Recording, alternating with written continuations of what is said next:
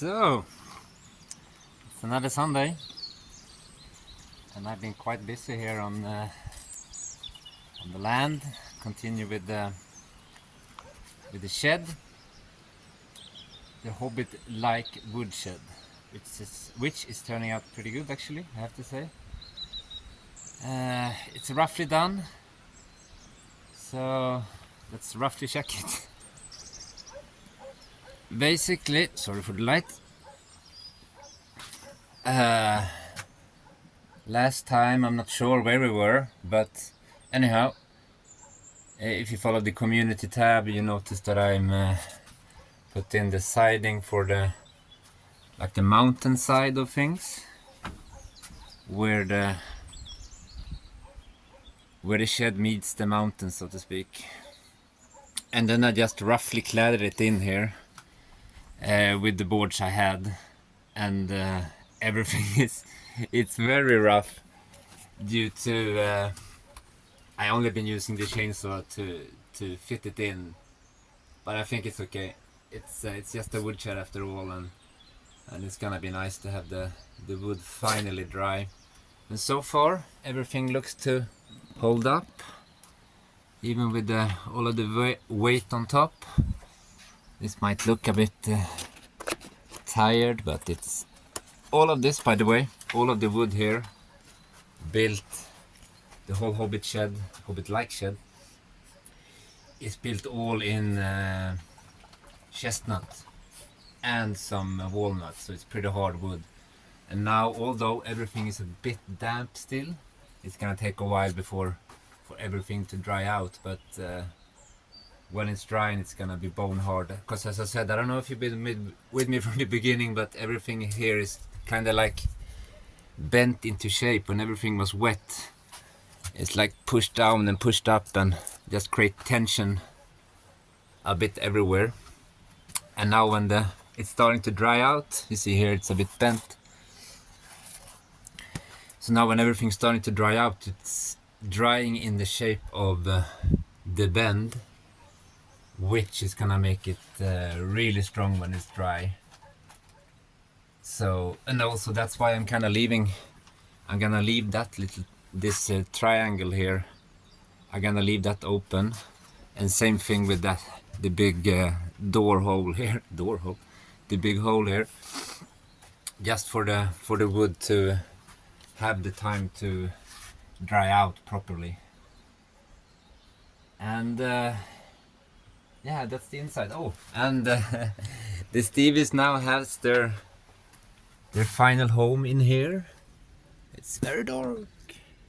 Anyhow, they have a hole here, and behind there is all full of straw or hay, and then they can sleep there, and they have a bit of ledge there and another sleeping arrangement there.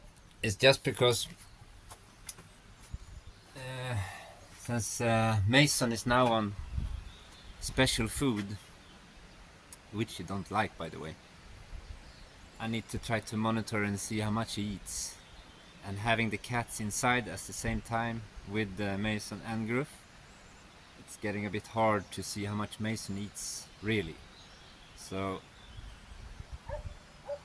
for that reason, I tried to make as comfortable as possible for the Stevies to have their own space here, and I need to try to put some sort of feeder here for them as well. But anyhow, they seem to like it, because I see them go in there every night and they come out there in the morning, so they seem to be pretty happy about it. And on that note, we also have finished, or I have finished, the roof on the Hobbit-like shed. So now it's grass all over, and let's just quickly walk you through how I did it. Mason. So the first layer is this plastic, and this is just leftover plastic from when we built the house. So it's like this building plastic. It's a bit thicker and a bit more durable, right? And this one is mostly just to keep the soil from not falling through. But I still laid it in, like starting from the bottom, and laid it up like in a shingle pattern, because all this is just pieces. So the water, at least if it comes through, goes down that direction. And after I put the plastic, I put this fencing from this side. Of course it stretches all over the roof there. And I put this fencing in, and I stapled it really tight. And for this purpose I used a staple gun, because it's I would say it's some 100 somewhat nails in there, just, or like, how do you call them, like staples, but for a staple gun, like an air compressor staple gun. So I was a bit frugal with the nails, just to make sure that everything is in place. And after I placed the fence, I put this, well, reinforced plastic, and this is done without any nails. It was just laid loose on everywhere, and then I let the grass to just heavy it down, and then when I put on the second coat I nailed it into these things here. But let's go back to the order of things. So after I put the reinforced plastic, I put first a layer of, you see here, first a layer of grass, with the grass side down to the tarp, and then the second layer that comes on, I laid it root side against root side. So, and the idea with that is that here in the ends, I might tell you here, like here in the ends, I keep it a bit more soil, just to create kind of a, in the end you have less soil here, so the roof is gonna automatically kind of create a bit of a bow here, so the water goes there and doesn't go over to this side. And after I put the whole grass surface on, I put these on. And keep in mind, I don't really know the the correct terms and naming for them. Is just what I have been learned by other people when I've been doing this before. And believe it or not, this is not my first grass roof. But anyhow, so I put these on, which then is just screwed along the corners of the whole roof. And then I stapled that plastic, the last plastic I put on these ones, that, as I said, I don't really know the names, but I call them sacrificers. It's like the directly translating from Swedish. And the purpose of these ones are just to make sure when the roof is establishing, these parts here, the grass is gonna grow over here and hang over on the sides here. And if water and rut starts to attack the roof before it's established, it's gonna attack these ones and not like the supporting structure. And after a while, it's gonna take, I would say, maybe a good couple of years before the roof is completely done. Because now the roots are gonna continue growing, and since I took away so much soil, I'm gonna have a fairly thick cover of just roots and not soil. Because I don't really want the soil here, because the soil is just adding weight when it comes water and retaining the weight on it, while the roots are more just keeping as much humidity as it needs, although it still has some soil in there, but is way less than when I took the pieces from the ground directly. So the idea there is that the roots suck up a lot of moisture, but it doesn't retain so much moisture, and the excess moisture is then swept down the roof line instead of keeping it on the roof itself, which means it's creating a roof that's somewhat lighter, and in the end, when you walk on this, it's gonna be a bit spongy after a while. Not too much, but a bit. And then of course, well, maybe not of course, but here I did as well. You see where there's no grass, I dug down there, all the way there, and then just kind of created a channel for the water to go, and then I took the water expelling down there, right?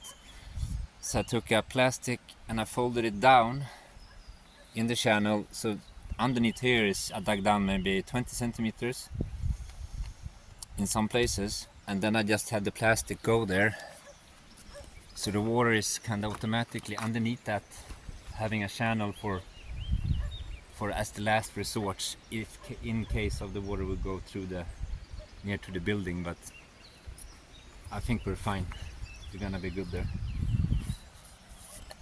And yeah, so that's kind of how it's turned out. Now it needs a week or so, a bit more maybe, to bounce back the grass, and then I update you on next Sunday again about how the condition of the roof. But I think I'm pretty happy with the results. It's been raining buckets actually. Here on Thursday it was raining, and it didn't leak at all, so I'm pretty happy with that. So I think we can call the bulk of it done for this part. But anyhow, I'm gonna, in the summer when I need shady work or work underneath the shade, I can finish this square here or triangle, and then I can put up this here as well. But it all depends on how much material I have, because I do have a lot of logs and other type of boards up by the collapsed house.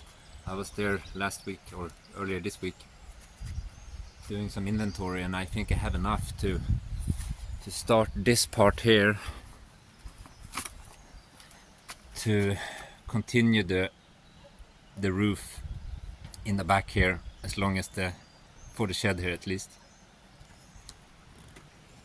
So that part get done as well. But for those logs to get down here and the boards to get down here, I need to start doing the parking up there, and to do that I need to have help from my friend Samanel with his machine.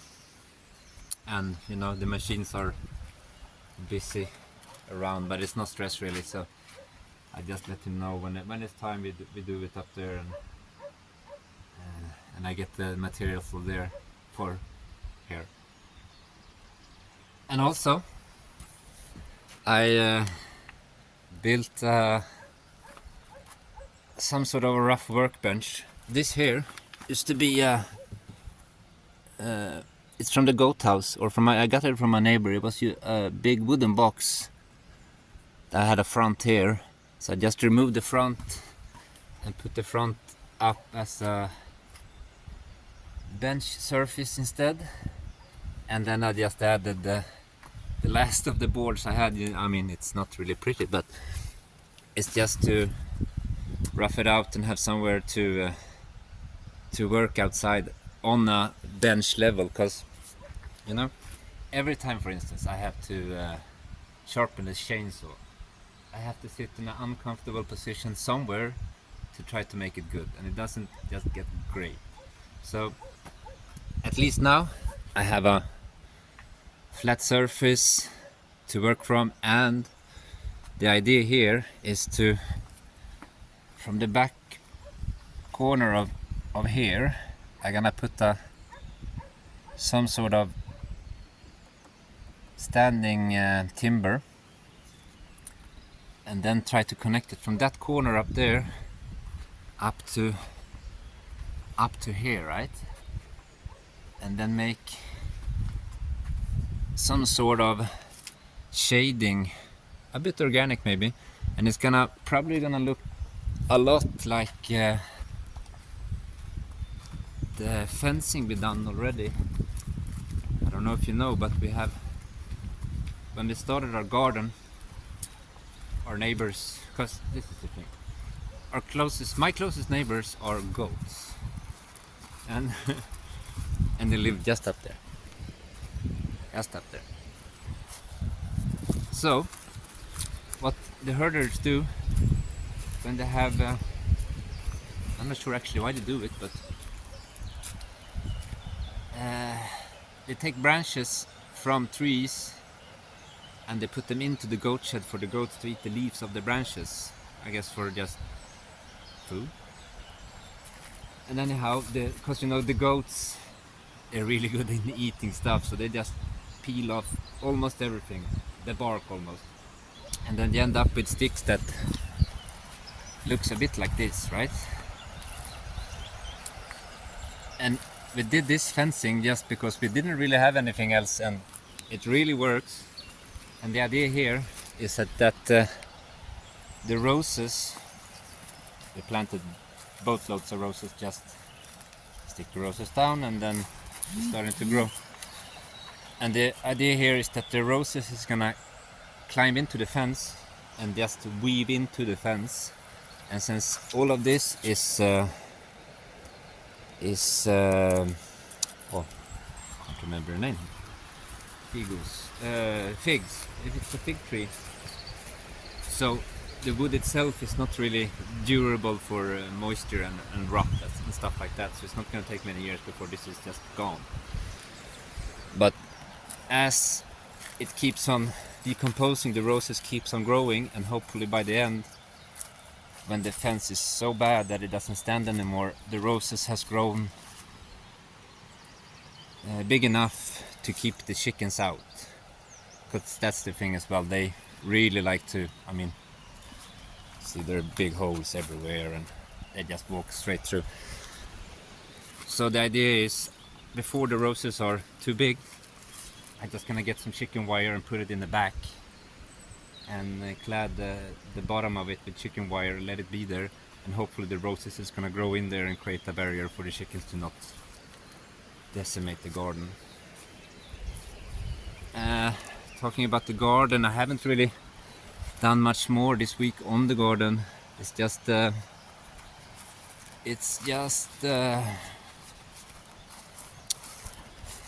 strawberries that's still, but they're doing great though. They're doing really good, and even the tangerine is still upright, which is pretty nice. So I don't really sure how much gardening I'm gonna do this year, because I'm gonna focus on doing stuff that I want to do really. Sure, garden, I do need to do some grow some vegetables and stuff like that, but I don't need a ton of it. Some tomatoes and peppers I'm gonna grow for sure, malaguetas, chilies and stuff like that. But other than that, I'm not sure, because also up there, in one of the, I'll go up there later maybe, up there we have artichoke growing. I have artichoke growing.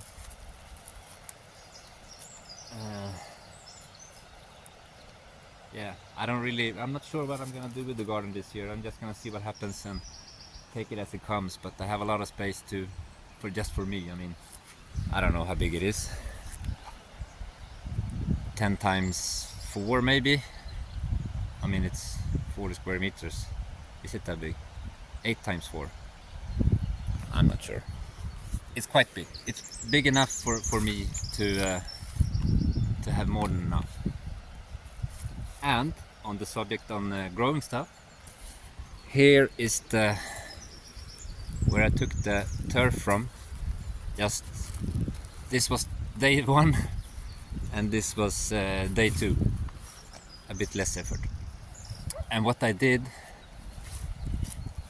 I just, after I took the grass off here, because here also was the place where I raked off the soil from the grass. I didn't have to carry all the soil to the shed, and yeah, you get it. So I raked off all the soil to the sides, and then I just bought a bunch of these seed envelopes with random flowers and just a bunch of, like these cheap seed packets, you get them for $1 or a euro, something like that. And then I just went to town and just sprayed it all over here, and then I raked back the top layer again. That was on Thursday morning, and luckily Thursday morning after that, I can't say, maybe noonish, the rain really came, and it was raining buckets here. So I hope that the seeds has gone down, but you know, when you have chickens, they tend to decide that some seeds should not be there, and then they pick them up and plant them somewhere else. But it really doesn't matter. Sorry. And now I was thinking, actually, this square here is gonna be pretty good to just have if I make this level from up here, from that corner there, and level it out all the way down here, right? So yeah, I get a level surface. Then I get, all of a sudden, I can get a level square where people can pitch their tent, because I do get friends that ask for if they can come and camp and stuff like that, and I have some spots that you can pitch a tent, but they're never really comfortable because they're full of, it's like land where I don't really do any work, so it's a lot of and the chickens don't really go there, so it's a lot of I don't know, stuff in the ground, and it's not even or level, it's full of holes, and I'll show you actually. It's just it's not a great place to pitch a tent, I think, because it leans, and I'm not sure if the camera will pick it up, but this part here is kind of what's the flattest area we have around the house, but it's still not flat, and it's full of holes. So I'm thinking, since I already started that square there, maybe I just level it out, and then I do have a spot to put that people can put a tent, which is gonna be easy because it's already done. There's no roots there, it's just leveling out the soil, which means I need to destroy my little flower bed, whatever we're calling it, meadow flower thing. But I think it could be worth it, and then maybe even expand this square a bit,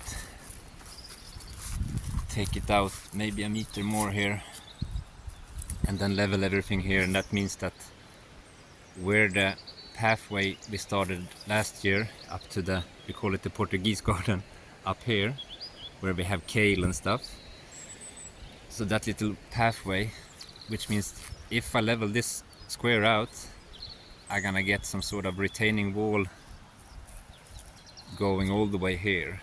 That's probably gonna lift up, what, half a meter or so. So that could be a good start, and it's gonna be, I think it's gonna look nice.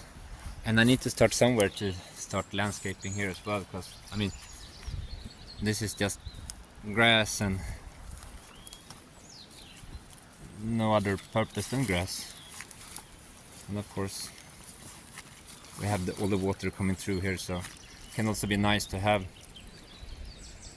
like a flat surface, even if I put some I don't know, tables and some chairs here as well, could be nice.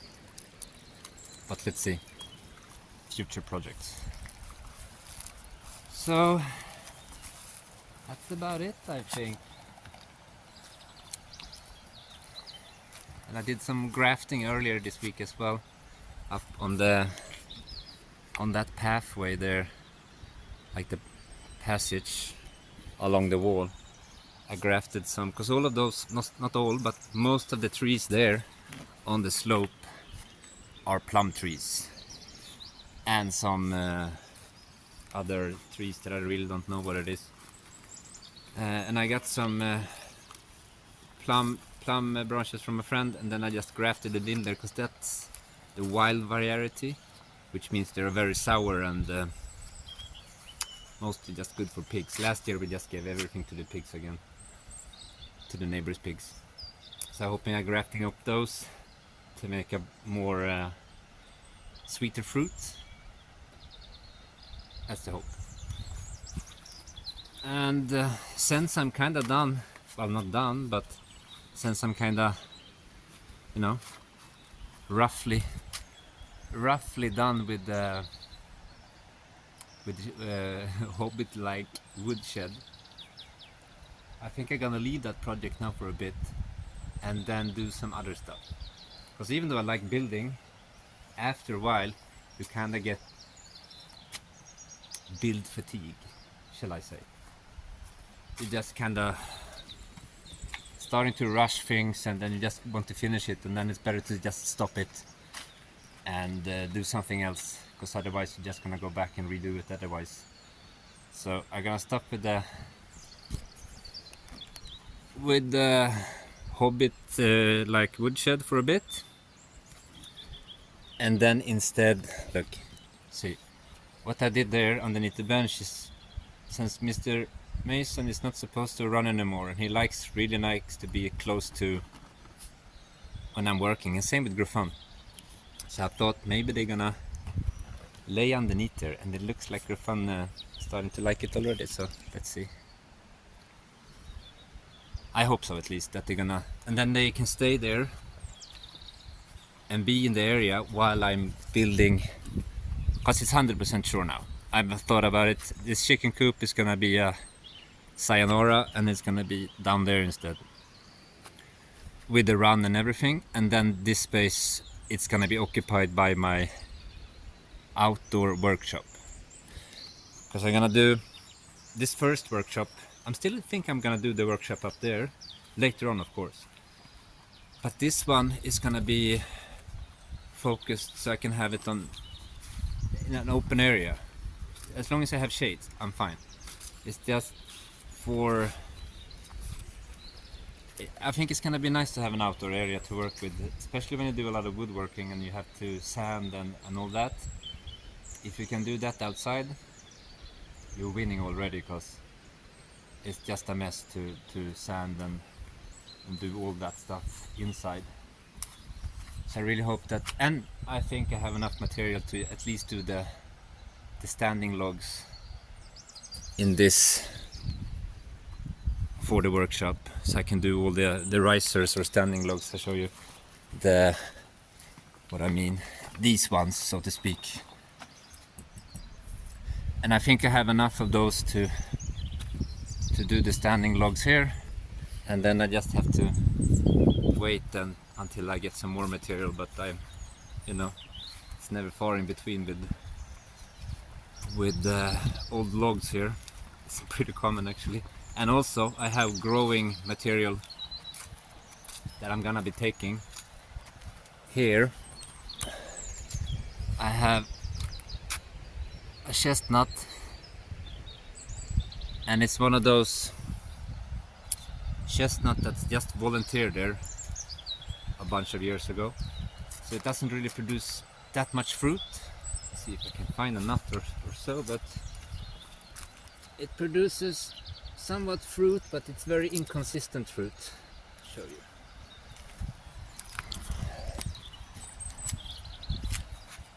These are all from the same,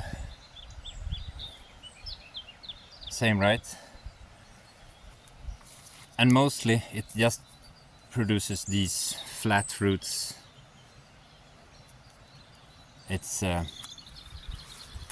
not a great tree, and it still produces the fruits, and the fruits has, as you know, or if you don't know, they're all encased in this husk here, like in this husk here, and these thorns, ow, these thorns are like, the best way to explain it, I think, it's like if you step on a sea urchin, if you ever done it, that barb is gonna be in there for a while until it wanders out. And it's kind of the same thing with chestnut thorns.